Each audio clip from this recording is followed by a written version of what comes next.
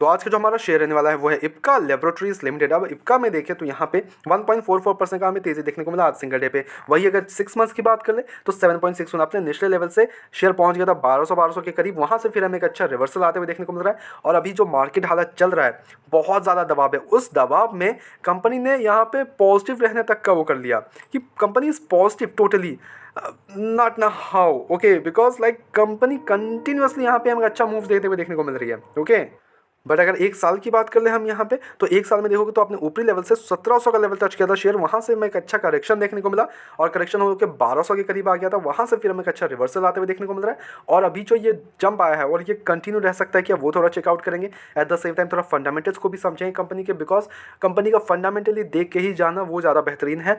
Loss making companies and all this, इनको all the high piece वाली companies को add करके अपने पोर्टफोलियो में एंड सडनली एक अच्छा हमें झटका लगता है कि लाइक शेयर अचानक से 10% तक फिसल जा रहा है, तो वो फिर बहुत ज़्यादा रिस्की हो जाता है, ओके। तो अच्छे गुड फंडामेंटल स्ट्रॉन्ग स्टॉक अपने पोर्टफोलियो में ऐड करना ज़्यादा इंपॉर्टेंट है। अब कंपनी के कुछ फंडामेंटल्स पे जाओगे आप तो कोई देखो अभी तक कोई ऐसा न्यूज़ वगैरह मेरे को अलग से देखने को नहीं मिला है जिसके कारण ये जो कंपनी कंटिन्यूसली हमें एक अच्छा मूव देते हुए देखने को, ऐसा कुछ भी ऐसा एक्स्ट्रा ऑर्डिनरी न्यूज़ नहीं है कंपनी के बारे में, ओके।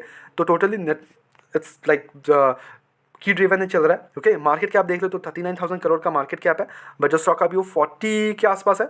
इंडस्ट्री पी देखे तो 29 के आसपास है, तो यहाँ पे ओवर वैल्यूशन हमें देखने को मिलता है। बट क्या बहुत ज़्यादा ओवर वैल्यूड है? नॉट एट ऑल, ऐसा नहीं कि बहुत ज़्यादा ओवर वैल्यूड है। ये अभी पीस वगैरह नॉर्मल हुए थे इनके भी ऑब्वियसली, बट उसके बाद भी हमें ओवर वैल्यूशन अब देखने को मिल रहा है जब कंटिन्यूसली हमें चौथा पाँचवा दिन कंटिन्यूसली शेयर भाग रहा है, ठीक है। अब जो R O C R O देखे तो 12.8 का है, आर ओ सी 14.7 का है, तो आउट नॉट से कि बहुत कुछ अच्छा है, but still it's an good pace, इस पर कोई डाउट नहीं। अब वही अगर डेप्थ देख ले तो वो 1279 करोड़ का डेप्थ है, विच मेक्स डेप्ट इक्विटी टू 0.17। अब कंपनी का जो बैलेंस शीट है वो रिजर्व्स में जाके देखोगे तो कंपनी के पास 7,402 करोड़ के रिजर्व्स है। बोरिंग्स जो है वो भी कभी कम थी, 500-600 करोड़ के आसपास थी, वहाँ से सडनली 1,400 करोड़ का हो गया 1,400 crore, then now it's reduce to 1,200 crore. तो आउट सो देखो आई वुड नॉट से कि इट्स रिड्यूस्ड, बिकॉज पहले इनके पास 800 करोड़ के 600 करोड़ के डेप्थ थे, अब वो इंक्रीज होकर 1200 हुए हैं, तो आई वुड नॉट से कि रिड्यूस्ड है, बट स्टिल कुछ ईयर्स से देखे पिछले 2 साल से उनके मुकाबले यस कम हुआ है डेप्थ इनका, इस पर कोई डाउट नहीं, ओके। अब वही अगर हम इसके ऑपरेटिंग मार्जिन देख ले तो 19% की ऑपरेटिंग मार्जिन है, प्रॉफिट ग्रोथ 45% का है, पी रेशियो नेगेटिव है, यस नेगेटिव है, 27.3 का है, ओके। और वही अगर हम इसके पेट्रोस स्कोर की बात कर ले तो वो 9 के अराउंड है, तो क्या बहुत अच्छा है? Yes, no doubt in this, it's good, okay. और वही अगर हम इसके क्वार्टर रिजल्ट्स पे जाए थोड़ा सा, तो रिजल्ट्स इंपॉर्टेंट है बहुत ज़्यादा फॉर एवरी शेयर, बिकॉज अगर कंपनी परफॉर्म नहीं कर रही है तो कोई फायदा नहीं है। बट यहाँ पे अगर देखोगे तो सेल्स में जाओगे तो 2,355 करोड़ से 2,556 करोड़ होते हुए देखने को मिल रहा है। ऑपरेटिंग प्रॉफिट जो है वो 441 से 545 करोड़ होते हुए देखने को मिल रहा है। ऑपरेटिंग मार्जिन 19% से 21% होते हुए देखने को मिल रहा है। और जो नेट प्रॉफिट है वो 246 करोड़ से 281 करोड़ होते हुए देखने को मिल रहा है। अर्निंग पर शेयर 9.05 से 11.14 होते हुए देखने को मिल रहा है। तो in every page yes, no doubt in this, results are going great.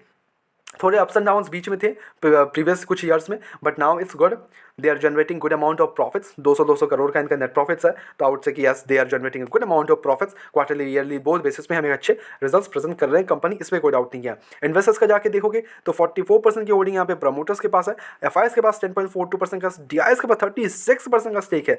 तो कन्विक्शन तो वैसे ही बैठा हुआ है भाई, 46-47% तो एफ और डी लेके बैठ गए हैं, ठीक है। 8% की ओनली पब्लिक के पास होल्डिंग्स है, गवर्नमेंट के पास 0.32। तो देखो यहाँ पे एक कन्विक्शन वैसे ही आ जा रहा है कि एफ और D are heavily buying this share. तो यहाँ पे फ्यूचर पर्सपेक्टिव से yes no doubt in share बढ़ गया है, एंड अभी इसको आउट से कि बाय ऑन डिप करना ज़्यादा बेहतरीन होगा, जितना डिप में मिले उतना बेहतरीन होगा। तो यहाँ पे आप फ्रेश एंट्री के हिसाब से मत जाओ, अब इसको बाय ऑन डिप्स करो। जब एक गिरावट मिलता है आपको इतना कंटिन्यूसली भागने के बाद, ऑब्वियसली एक हिट लेगा, अब उस हिट में जाने की कोशिश करना और उस हिट में बाय ऑन डिप करते रहना जितना भी आपको एडअप करना है और जितना आप डालना चाहते हो। 25% डिप्लॉय किया, जो हमारा मोटो रहता है हर एक वीडियो में जो मैं बताता हूँ आपको, 25% डिप्लॉय करो, अगेन वहाँ से गिरावट होता है, देन 25% डिप्लॉय करो, अगेन वहाँ से गिरावट होता है, 25% डिप्लॉय करो। ऐसे आपका एवरेज प्राइस भी डाउन आ जाएगा और उसके बाद जब भागेगा share then you will be in good profits, okay. और आप ऑलरेडी इन्वेस्टेड हो, आपने निचले लेवल खरीद के रखा है and you want to book profits and all, तो देखो profit booking that's totally up to you,